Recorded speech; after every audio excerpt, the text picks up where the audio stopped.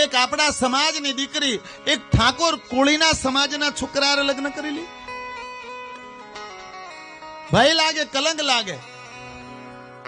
સાધુ ને બ્રાહ્મણ તમારું કુળ હોય, સાધુ કુળ હોય, બ્રાહ્મણ કુળ હોય, એ તમે એક કુળના સંતાન છો, જરૂર કરી શકાય.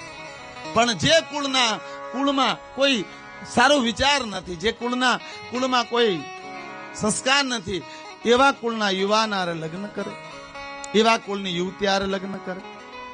તમે થોડોક વિચાર કરજો કે તમે જે કુળમાં જન્મા છો, તમારામાં જે લોહી ઉતર્યું છે, એ લોહી કોઈ નીચ કુળની સ્ત્રી હારે લગ્ન કરો અને એનું સંતાન થાય, એમાં શું હોય?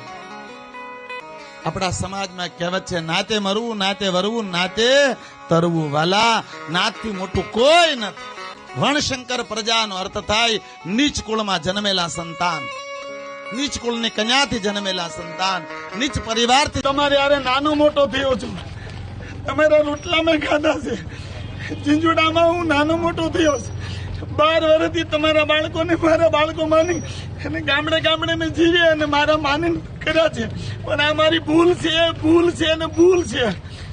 મારાથી એવું બોલાઈ ગયું કોળી ઠાકોર, એ મારી ખરેખર ભૂલ છે. મારો સમાજનો હૃદય દુખાવાનો કોઈ ઈરાદો નહોતો. અને એટલો તો વિચાર કરો કે જે સમાચારે મોટો થયો હોય, જે સમાચારે જીવતો હોય, એના વિશે હું કોઈ દી અપમાન કરું?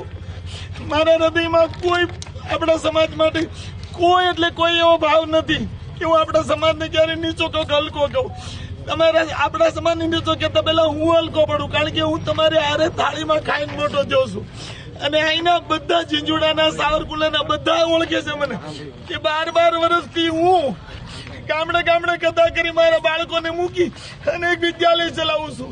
457 કથામાં મારી કોઈ દી ભૂલ નથી.